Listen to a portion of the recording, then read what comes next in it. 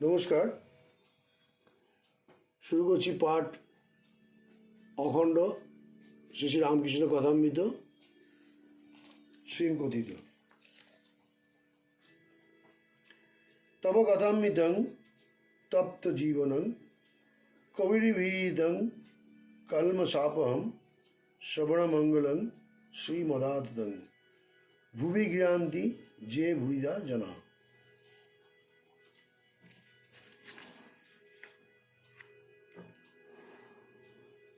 শ্রী শ্রী রামকৃষ্ণ কথামৃত প্রথম খণ্ড। স্মৃতি ব্রাহ্ম সমাজ দর্শন ও শ্রীযুক্ত শিবনাথ প্রভৃতি ব্রাহ্ম ভক্তদিগের সহিত কথোপকথন ও আনন্দ। উৎসব মন্দিরে শ্রীরামকৃষ্ণ ভক্ত সম্ভাষণে নাম মাহাত্ম্য ও পাপ তিন প্রকারের আচার্য, ব্রহ্মের স্বরূপ মুখে বলা যায় না, ঈশ্বর দর্শন সাকার না নিরাকার, ঈশ্বর লাভের লক্ষণ, সপ্তভূমি ও ব্রহ্মজ্ঞান, ব্রাহ্ম সমাজের প্রার্থনা পদ্ধতি ও ঈশ্বরের ঐশ্বর্য বর্ণনা।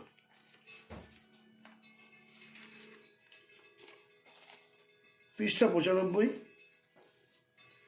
স্মৃতি ব্রাহ্ম সমাজ দর্শন ও শ্রীযুক্ত শিবনাথের প্রভৃতি ভক্তদিগের সহিত কথোপকথন ও আনন্দ। প্রথম পরিচ্ছদ। উৎসব মন্দিরে শ্রীরামকৃষ্ণ। শ্রী শ্রী পরমহংসদেব স্মৃতির ব্রাহ্ম সমাজ দর্শন করিতে আসিয়াছেন 28 অক্টোবর ইংরেজি 1882 খ্রিস্টাব্দ, শনিবার, 13 কার্তিক, কৃষ্ণাদিত্যা তিথি।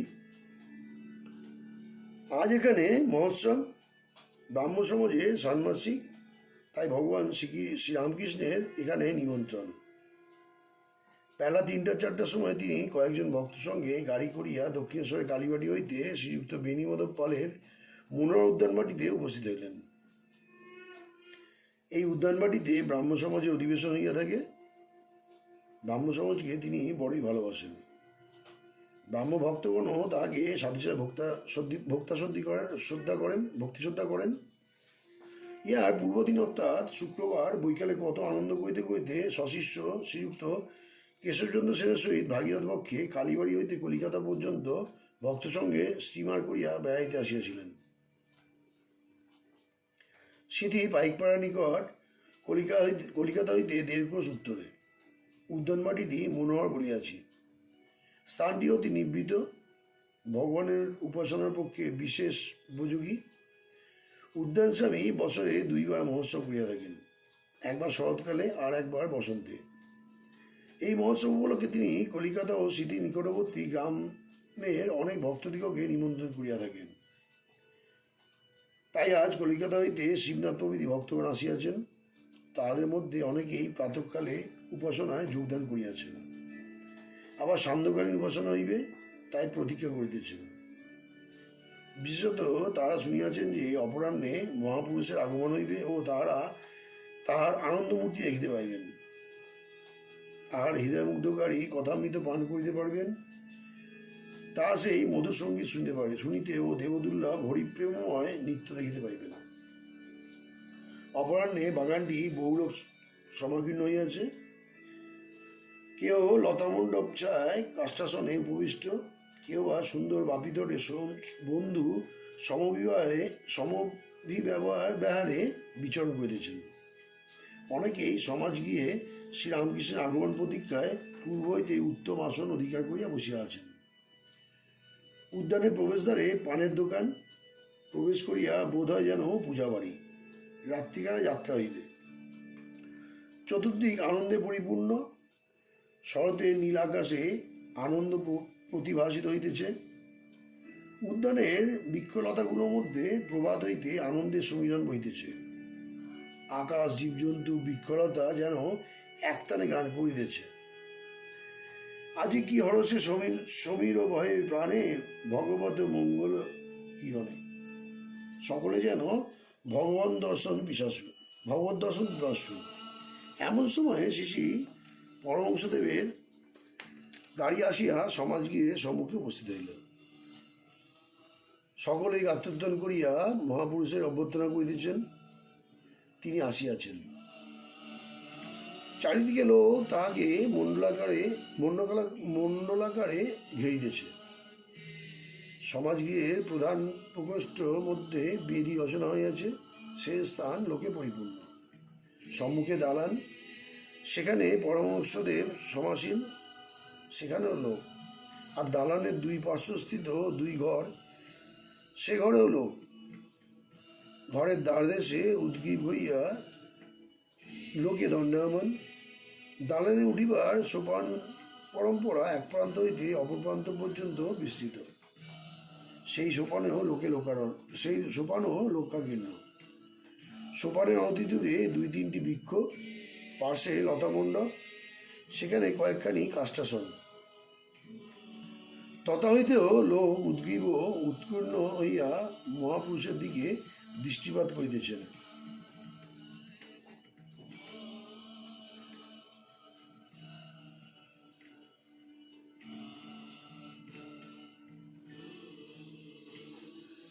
সরাসরি ফল ও পুষ্পের বৃক্ষ মধ্য দিয়া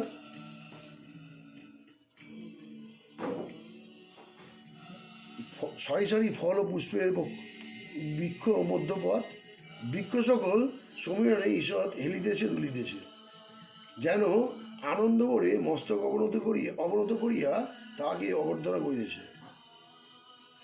ঠাকুর পরমহংসদেব হাসিতে হাসিতে আসন গ্রহণ করিলেন। এখন সব চক্ষু এককালে তাহার আনন্দমূর্তির উপর পড়তে হইল।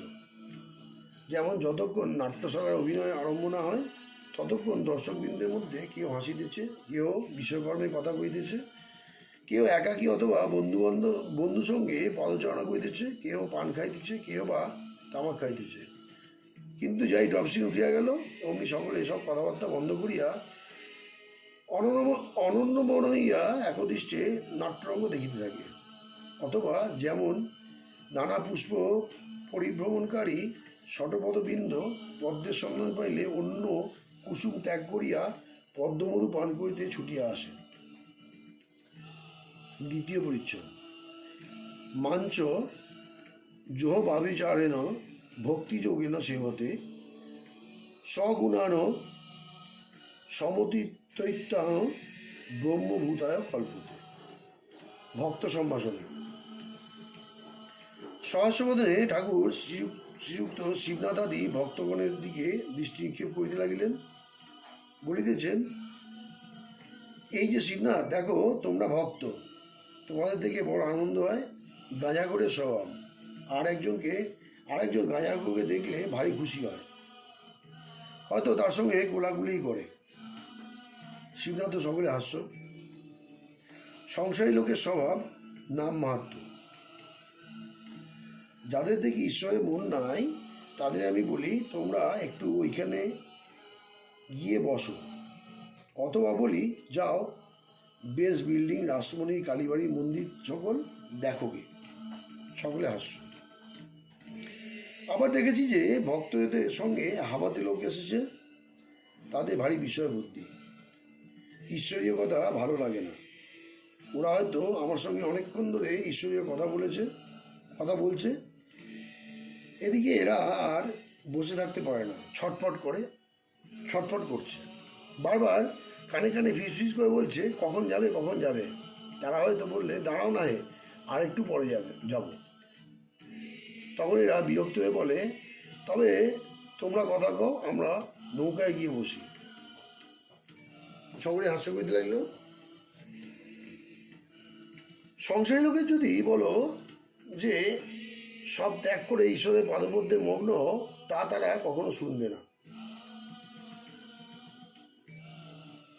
তাই বিষয়ী লোকেদের টানবার জন্য গৌরনীতায় দুই ভাই মিলে পরামর্শ করে এই ব্যবস্থা করেছিলেন। মাগুর মাছের ঝোল, যুবতী মেয়ের কোল, বল হরি বল।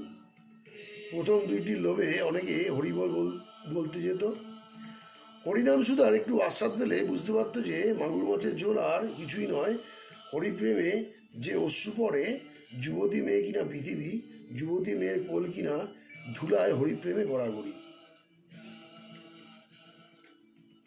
নিতাই কোনো রকমে হরিনাম করিয়ে নিতেন। চৈতন্যদেব বলেছিলেন, ঈশ্বরের নামে ভারী মাহাত্ম্য,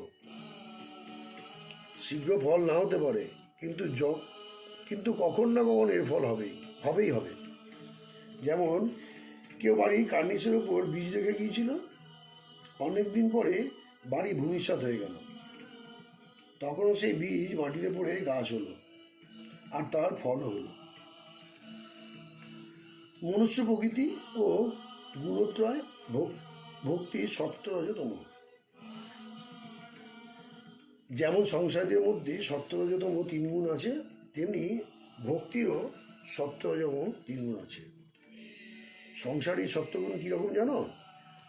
বাড়িটি এখানে ভাঙা ওখানে ভাঙা, মেরামত করে না, ঠাকুর দালানের পায়াগুলো হাঁকছে, উঠোনে শ্যাওলা পড়েছে, হুঁশ নেই, আসবাবগুলো পুরনো, ফিটফাট করার চেষ্টা নাই, কাপড় যা তাই একখানা হলেই হলো। লোকটি খুব শান্ত, শিষ্ট, দয়ালু, অমায়িক, কারো কোনো অনিষ্ট করে না। সংসারী রজগুণের লক্ষণ আবার আছে।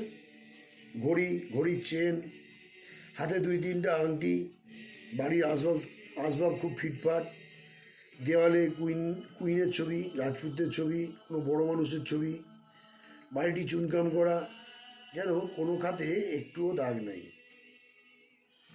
নানা রকমের ভালো পোশাক, চাকরদের পোশাক, এমনি সব। সংসারী তমগুণের লক্ষণ নিদ্রা, কাম, ক্রোধ, অহংকার, এইসব। আর ভক্তির সত্য আছে। যে ভক্তের সত্যগুণ আছে সে ধ্যান করে অতি গোপনে। সে হয়তো মশারির ভিতরে ধ্যান করে, সবাই জানছে ইনি শুয়ে আছেন, বুঝি রাত্রে ঘুম হয় নাই, তাই উঠতে দেরি হচ্ছে। এদিকে শরীরের ওপর আদর কেবল পেট চলা পর্যন্ত, সাকান্ন পেলেই হলো। খাবার ঘটা নাই, পোশাকের আড়ম্বর নাই, বাড়ির আসবাবের জাঁকজমক নাই। আর সত্যগুণী ভক্ত কখনো তোষামোদ করে ধন লয় না। ভক্তির রজ থাকলে সে ভক্তের হয়তো তিলক আছে, রুদ্রাক্ষের মালা আছে, সেই মালার মধ্যে আবার একটি সোনার দানা। সকলে হাস্য, যখন পূজা করে গরদের কাপড় পরে পূজা করে। 3য় পরিচ্ছদ, পৃষ্ঠা 98, শ্রী শ্রী রামকৃষ্ণ কথামৃত। কৈবলাং মাম গম পার্থ নৈতয়ৎ তজ্জ প্রবদ্ধতে ক্ষুদ্রং হৃদয় দৌবল্যং ত্যাত্তেতিষ্ঠ পরন্তপ। শ্রী রামকৃষ্ণ বলছেন, ভক্তির তম যার হয় তার বিশ্বাস জ্বলন্ত। ঈশ্বরের কাছে সেরূপ ভক্ত জোর করে, যেন ডাকাতি করে ধন কেড়ে দেওয়া, মারো কাটো বাঁধো, এইরূপ ডাকাত পড়া ভাব। ঠাকুর উদ্ধদৃষ্টি তার প্রেম রসবিক্ত কণ্ঠে গাইতেছেন, গয়া গঙ্গা প্রভাসাদি কাশী কাঞ্চি কেবা চায়, কালী কালী কালী বলে আমার অজপা যদি ফুরায়। ত্রিসন্ধ্যা যে বলে কালী, পূজা সন্ধ্যা সে কি চায়, সন্ধ্যা তার সন্ধানে ফেরে, কবু সন্ধি নাই পায়। দয়াব্রত দান আদি আর কিছু না মানে লয়, দয়াব্রত দান আদি আর কিছু মনে না লয়, মদনের যাগযজ্ঞ ব্রহ্মময়ী রাঙা পায়। কালী নামের এত গুণ কে বা জানতে পারে তাই, দেবাদিদেব মহাদেব যার পঞ্চ মুখে গুণ দেয়। ঠাকুর ভাবন মতো যেন অগ্নিমন্ত্রে দীক্ষিত হইয়া গাইতেছেন। নামমাত্র ও পাপ 3 প্রকার আচার্য। আমি দুর্গা দুর্গা বলে মা যদি গো মরি, আখেরে দিনে না তার দিও কেমনে, জানা যাবে গো শঙ্করী।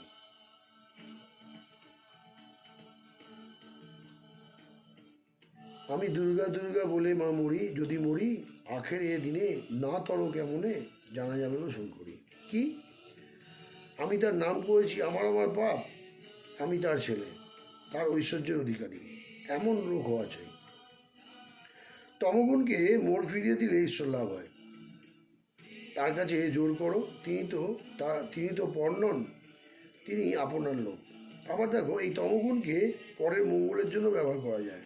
বৈদ্য 3 প্রকার, উত্তম বৈদ্য, মধ্যম বৈদ্য, অধম বৈদ্য। যে বৈদ্য সে নাড়ি টিপে ওষুধ খেয়ে হয়ে এই প্রকার বলে চলে যায়, সে অধম বৈদ্য। রোগী খেলে কি না এ খবর সে লয় না।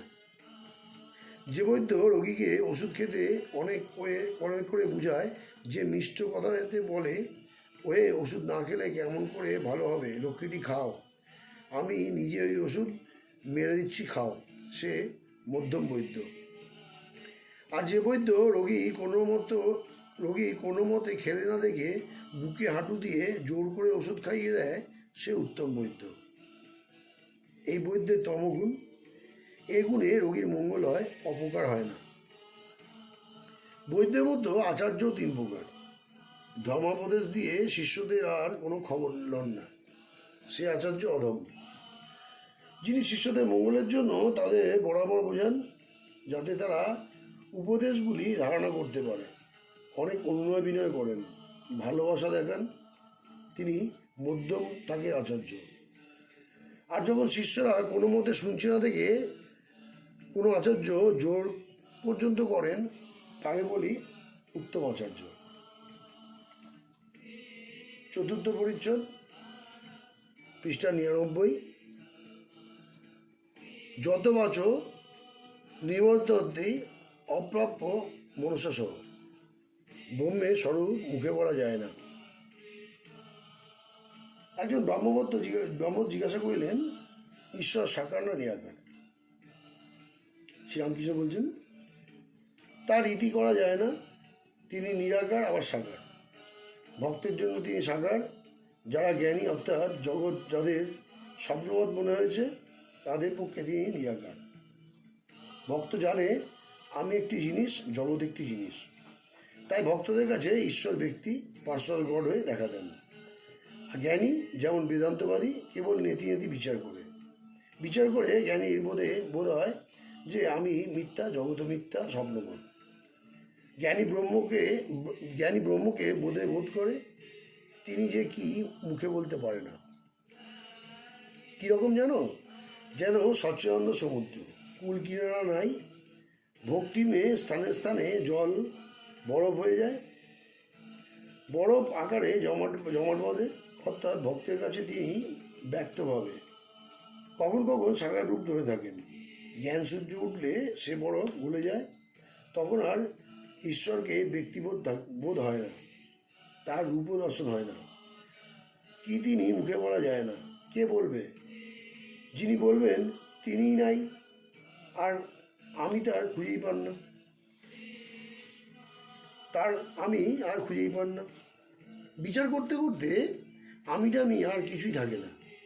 পেঁয়াজের প্রথমে লাল খোসা তুমি ছাড়ালে, তারপর সাদা পুরো খোসা, এইরূপ বরাবর ছাড়াতে ভিতরে কিছু খুঁজে পাওয়া যায় না।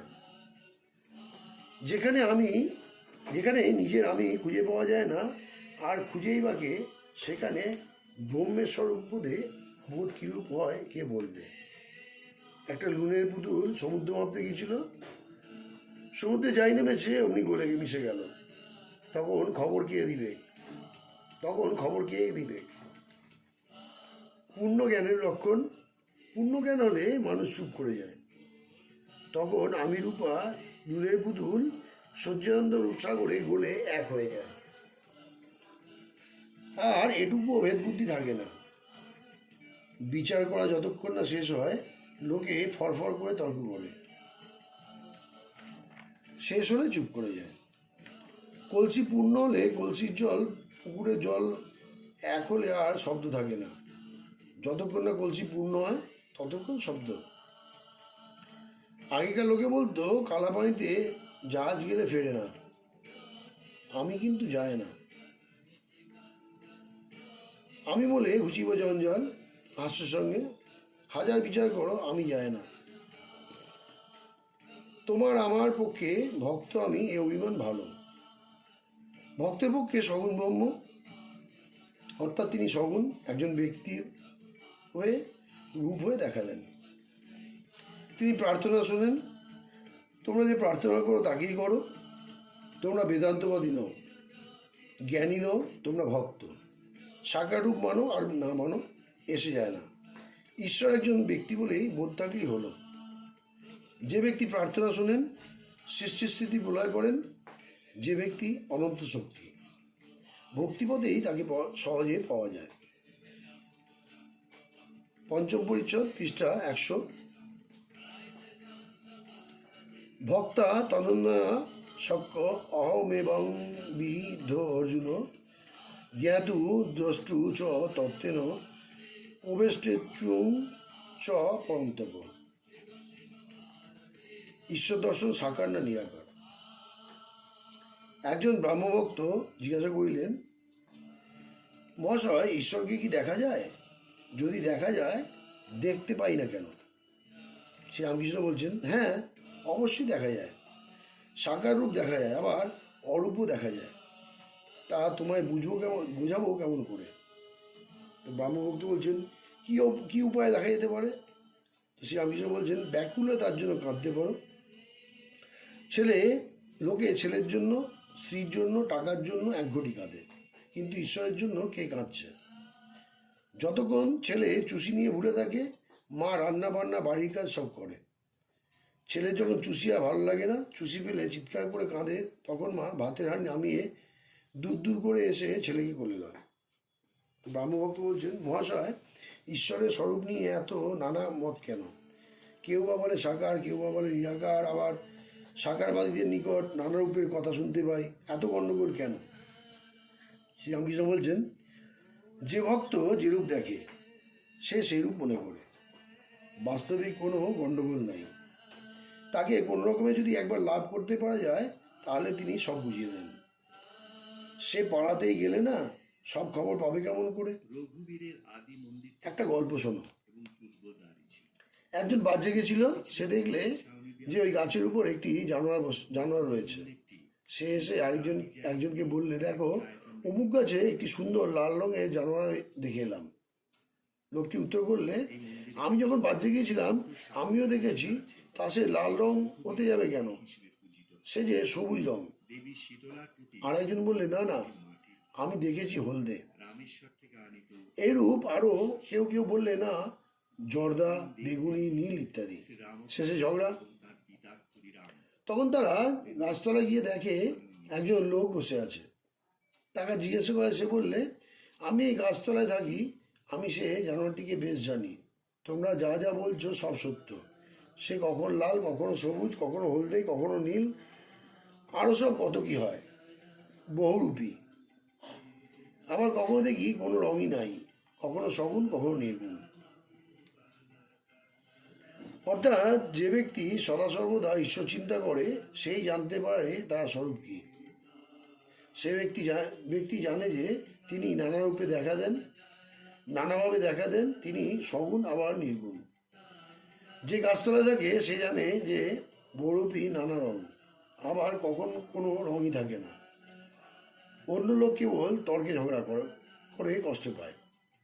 কবি বলতো, নিরাকার আমার বাপ, সাকার আমার মা। ভক্ত যে রূপটি ভালোবাসে সেই রূপে তিনি দেখা দেন। তিনি যে ভক্তবৎসল। পুরাণে আছে, বীরভক্ত হনুমানের জন্য তিনি রামরূপ ধরেছিলেন। কালীরূপ ও শ্যামারূপের ব্যাখ্যা অনন্তকে জানা যায় না। বেদান্ত বিচারে কাছে রূপটু পুড়ে যায়। সে বিচারে শেষ সিদ্ধান্ত এই, ব্রহ্ম সত্য আর নামরূপ যুক্ত, জগৎ মিথ্যা। যতক্ষণ আমি ভক্ত এই অভিমান থাকে, এক্ষণে ঈশ্বরের রূপ দর্শন আর ঈশ্বরকে ব্যক্তি পার্সন বলে বোধ সম্ভব হয়। বিচারের চোখে দেখলে ভক্তের আমি অভিমান ভক্তকে একটু দূরে রেখেছে। কালীরূপ কি শ্যামরূপ 14 পাওয়া কেন? দূরে বলে সূর্য ছোট দেখায়। কাছে যাও, তখন এত বৃহৎ দেখাবে যে ধারণা করতে পারবে না। আবার কালীরূপ কি শ্যামবর্ণ কেন? সেও দূর বলে।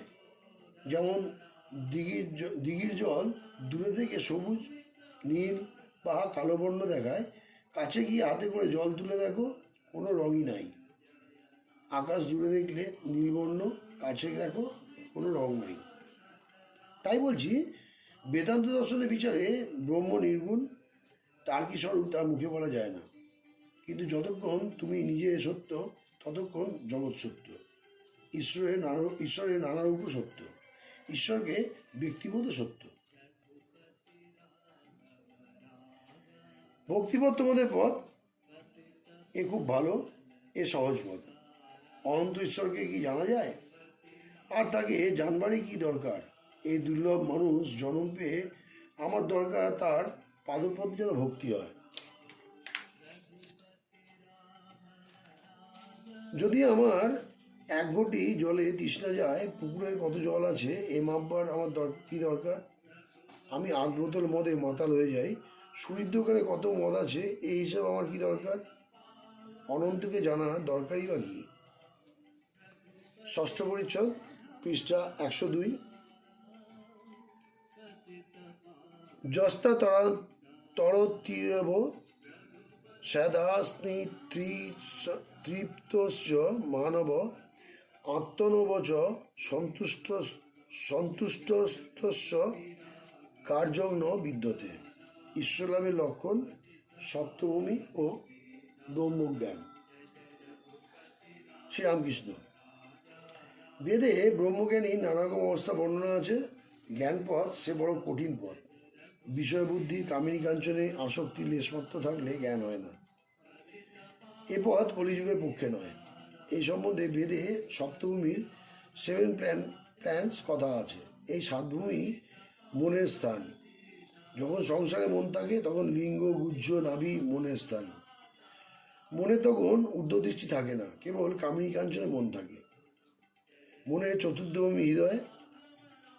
তখন প্রথম চৈতন্য হয়েছে আর চারদিকে জ্যোতির্দর্শন হয়। তখন সে ব্যক্তি ঐশ্বরিক জ্যোতি দেখে অবাক হয়ে বলে একই একই। তখন আর নিচের দিকে সংসারের দিকে মন যায় না। মনের পঞ্চম ভূমি কণ্ঠ। মন যার কণ্ঠে উঠেছে তার অবিদ্যা অজ্ঞান সব গিয়ে ঈশ্বরীয় কথা বই অন্য কথা শুনতে বা বলতে ভালো লাগে না। যদি কেউ অন্য কথা বলে সেখান থেকে উঠে যায়। মনের ষষ্ঠ ভূমি কপাল। মন সেখানে গেলে অহর্নিশি ঈশ্বরের রূপ দর্শন হয়। তখনও একটু আমি থাকে। সে ব্যক্তি যেই নিরূপম রূপ দর্শন করে উন্মত্ত হয়ে সেই রূপকে স্পর্শ আর আলিঙ্গন করতে যায়, কিন্তু পারে না। যেমন লণ্ঠনের ভিতর আলো আছে মনে হয়, এই আলো ছুলাম কিন্তু কাঁচ ব্যবধান আছে বলে ছুতে পারা যায় না। শিরোদের সপ্তভূমি। সেখানে মন গেলে সমাধি হয়। ব্রহ্মজ্ঞানী ব্রহ্মের প্রত্যক্ষ দর্শন হয়, কিন্তু সে অবস্থায় শরীর অধিক দিন থাকে না। সর্বদা বেহুশ, কিছু খেতে পারে না, মুখে দুধ দিলে গড়িয়ে যায়। এই ভূমিতে 21 দিনে মৃত্যু হয়। এই ব্রহ্মজ্ঞানী অবস্থা। তোমাদের ভক্তিপথ। ভক্তিপথ খুব ভালো, সহজ, ভালো আর সহজ। সমাধি কর্মত্যাগ, পূর্বকথা ঠাকুরের তর্পণাদি কর্মত্যাগ। আমায় একজন বলেছিল, মহাশয় আমাকে সমাধিটা শিখিয়ে দিতে পারেন? সকলে হাস্য। সমাধি হলে সব কর্ম ত্যাগ হয়ে যায়। পূজা জপাদি কর্ম, বিষয় কর্ম সব ত্যাগ হয়।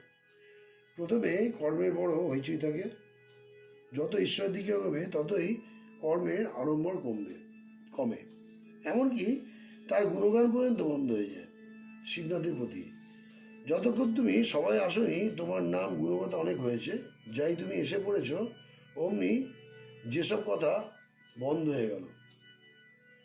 তখন তোমার দর্শনের দিকে আনন্দ।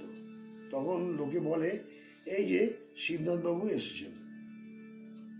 তোমার বিষয়ে অন্য সব কথা বন্ধ হয়ে যায়। আমার এই অবস্থার পর গঙ্গা জলে তর্পণ করতে গিয়ে দেখি যে হাতের আঙুলের ভিতর দিয়ে জল গড়ে পড়ে যাচ্ছে। তখন হলদারিকে কাঁদতে কাঁদতে জিজ্ঞাসা করলাম, দাদা এ কী হলো? হলদারি বললে, একে গরিত হস্ত বলে। ঈশ্বর দর্শনের পর তর্পণাদি কর্ম থাকে না। সংকীর্তনে প্রথম বলে, নিতাই আমার মাতা হাতি। নিতাই আমার মাতা হাতি। ভাব গাঢ় হলে শুধু বলে হাতি হাতি। তারপর কেবল হাতি এই কথাটি মুখে থাকে। শেষে হা বলতে বলতে সমাধি হয়। তখন সে ব্যক্তি এতক্ষণে কীর্তন করেছিল চুপ হয়ে যায়।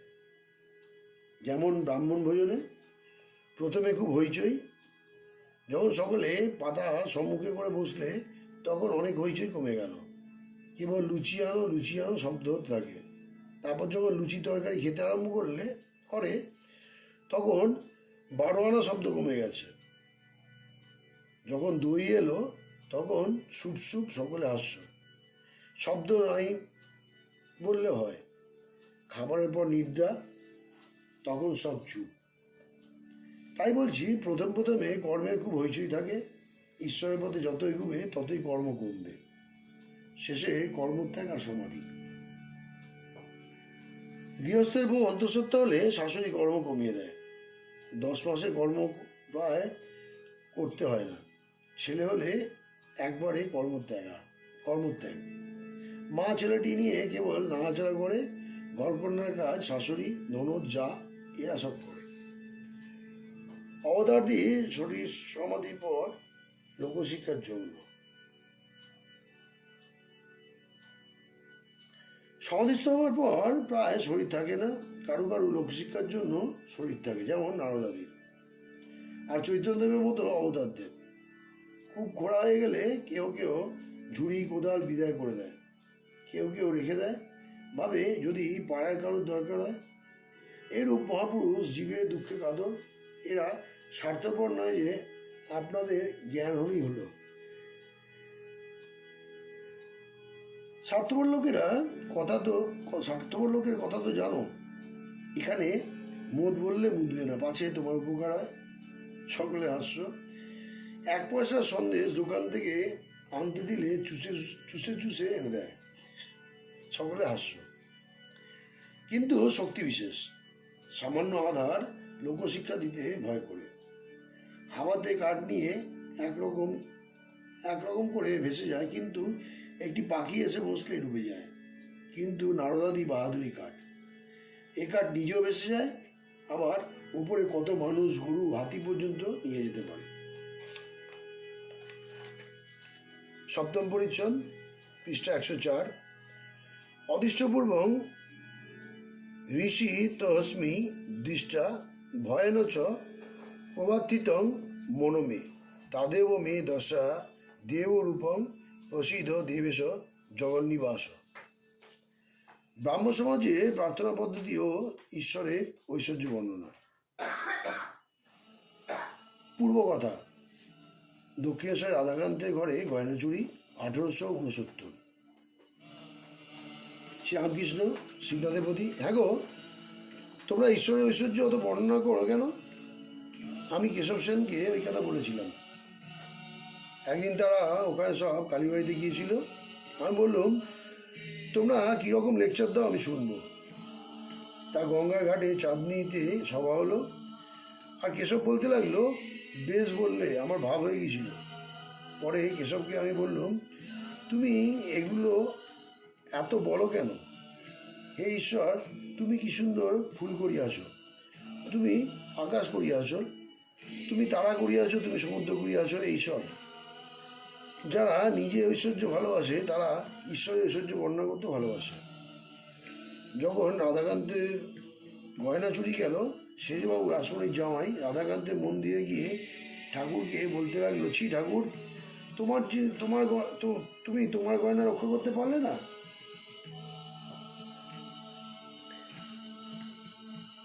আমি সেজবাবুকে বললাম, ও কি তোমার বুদ্ধি? স্বয়ং লক্ষ্মী যা দাসী পদসেবা করেন, তার কি ঐশ্বর্যের অভাব? এ গয়না তোমার পক্ষে ভারী একটা জিনিস, কিন্তু ঈশ্বরের পক্ষে কতগুলো মাটির ডেলা। ছি, অমন হীনবুদ্ধির কথা বলতে নাই। কি ঐশ্বর্য তুমি তাকে দিতে পারো? তাই বলি, যাকে নিয়ে আনন্দ করো তাকে লোকে চায়। তার বাড়ি কোথায়, কখানা বাড়ি, কখানা বাগান, কটা বাগান, কত ধনজন, দাস দাসী, এ খবরে কাজ কি? নরেন্দ্রকে যখন দেখি তখন আমি সব ভুলে যাই।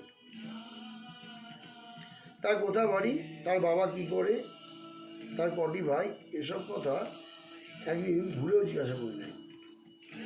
ঈশ্বরের মাধুর্য রসে ডুবে যাও। তার অনন্ত সৃষ্টি, অনন্ত ঐশ্বর্য, কত খবরে আমাদের কাজ কি? আবার সেই গন্ধর্বনিন্দিত কণ্ঠে সেই মধুরিমাপূর্ণ গান। ডুব ডুব ডুব রূপসাগরে আমার মন, তলাতল পাতাল খুঁজলে পাবি রে প্রেম রত্নধন। খোঁজ খোঁজ খোঁজ খুঁজলে পাবি হৃদয় মাঝে বৃন্দাবন। দীপ দীপ দীপ জ্ঞানের বাতি জ্বলবে হৃদয় অনুক্ষণ। ড্যাং ড্যাং ড্যাং ডাঙায় ডিঙে চালায় আবার শিকঞ্জন। কুবির বলে শোন শোন শোন, ভাবো গুরু সৃজন। তবে ভগবত দর্শনের পর ভক্তের স্বাদ হয় তার লীলা কি দেখি। রামচন্দ্র রাবণ বধের পর রাক্ষসপুরী প্রবেশ করলেন। বুড়ি নিকষা দৌড়ে পালাতে লাগলো। লক্ষণ বললেন, রাম, এ কি বলুন দেখি, এই নিকষা এত বুড়ি, কত পুত্রশোক পেয়েছে, তার এত প্রাণের ভয় পালাচ্ছে। রামচন্দ্র নিকষাকে অভয়দান করে সম্মুখে আনিয়া জিজ্ঞাসা করতে করাতে নিকষা বললেন, রাম, এতদিন বেঁচে আছি বলে তোমার এত লীলা দেখলাম, তাই আরও বাঁচবার স্বাদ আছে। তোমার আরও কত লীলা দেখব। শিবনাথের প্রতি তোমাকে দেখতে ইচ্ছে করে, শুদ্ধাত্মাতে না দেখলে কি নিয়ে থাকবো। শুদ্ধাত্মাতে পূর্বজন্মের বন্ধু বলে বোধ হয়। একজন ব্রাহ্মভক্ত জিজ্ঞাসা করলেন, মহাশয়, আপনি জন্মান্তর মানেন? জন্মান্তর বহুনানে ব্যতীতানি জন্মানি তব চার্জুন। শ্রীরামকৃষ্ণ বললেন, হ্যাঁ, আমি শুনেছি জন্মান্তর আছে। ঈশ্বরের কার্য আমরা ক্ষুদ্র বুদ্ধে কি বুঝবো। অনেকে বলে গেছে, তাই অবিশ্বাস করতে পারি না। ভীষ্মদেব দেহত্যাগ করবেন, সরসজ্জায় শুয়ে আছেন, পাণ্ডবেরা শ্রীকৃষ্ণের সঙ্গে সব দাঁড়িয়ে। তারা দেখলেন কীভাবে ভীষ্মদেবের চক্ষু দিয়ে জল পড়ছে। অর্জুন শ্রীকৃষ্ণকে বললেন, ভাই, কি আশ্চর্য, পিতামহ যিনি স্বয়ং ভীষ্মদেব, সত্যবাদী, জিতেন্দ্রীয়, জ্ঞানী, অষ্টবসুর এক বসু, তিনিও দেহত্যাগের সময় মায়াতে কাঁদছেন। শ্রীকৃষ্ণ ভীষ্মদেবকে এই কথা বলাতে তিনি বললেন, কৃষ্ণ, তুমি বেশ জানো আমি সেজন্য কাঁদছি না। যখন ভাবছি যে পাণ্ডবদের স্বয়ং ভগবান নিজে সারথি, তাদেরও দুঃখ বিপদের শেষ নাই, তখন এই মনে করে কাঁদছি যে ভগবানের কার্য কিছুই বুঝতে পারলাম না। কীর্তনান্দে ভক্ত সঙ্গে সমাজ গিয়ে এইবার সান্ধ্যকালীন উপাসনা হইল। রাত্রি প্রায় 8:30। সন্ধ্যার 4-5 দণ্ডের পর রাত্রি জ্যোৎস্নাময় হইল। উদ্যানের বৃক্ষরাজি লতা পল্লব শরৎচন্দ্রের বিমল কিরণে যেন ভাসিতে লাগিল। এদিকে সমাজ গিয়ে কীর্তন আরম্ভ হইয়াছে। ভগবান শ্রী রামকৃষ্ণ হরিপ্রেমে মাতরা হইয়া নাচিতেছেন। ব্রাহ্মভক্তরা খোল করতাল লইয়া তাহাকে বেরিয়া বেরিয়া নাচিতেছেন। সকলেই ভাবে মত্ত, যেন শ্রী ভগবানের সাক্ষাৎকার লাভ করিয়াছেন। হরিনামের রোল উত্তমোত্তর উঠিতেছে। চারিদিকে গ্রামবাসীরা হরিনাম শুনিতেছেন, আর মনে মনে উদ্যান স্বামী ভক্ত বেণীমাধবকে কতই ধন্যবাদ দিতেছেন। কীর্তনান্তে শ্রীরামকৃষ্ণ ভূমিষ্ঠ হইয়া জগৎমাতাকে প্রণাম করিতেছেন। প্রণাম করিতে করিতে বলতেছেন, ভগবত ভক্ত ভগবান, জ্ঞানীর চরণে প্রণাম, ভক্তের চরণে প্রণাম, সাকারবাদী ভক্তের চরণে প্রণাম, ভক্তের চরণে নিরাকারবাদী ভক্তের চরণে প্রণাম, আগেকার ব্রহ্মজ্ঞানীদের চরণে, ব্রাহ্ম সমাজে ইদানিং ব্রহ্মজ্ঞানীদের চরণে প্রণাম। বেণীমাধব নানাবিধ উপাদেয় খাদ্য আয়োজন করিয়াছিলেন ও সমবেত সকল ভক্তকে পরিতোষ করিয়া খাওয়াইলেন। শ্রীরামকৃষ্ণ ভক্ত সঙ্গে বসিয়া আনন্দ করিতে করিতে প্রসাদ গ্রহণ করিলেন।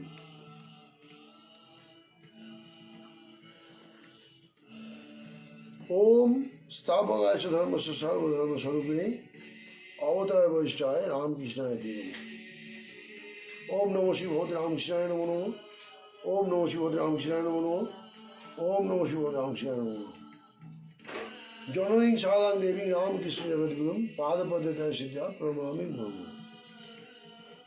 ওম সবলমঙ্গলে শিবে সর্বত্র সাধিকে শরণে ত্র্যম্বকে গৌরী নারায়ণী নমস্তে। সৃষ্টি স্থিতি বিনাশনং শক্তিভূত সনাতনী গুণাশ্রয় গুণময়ী নারায়ণ নমস্তে।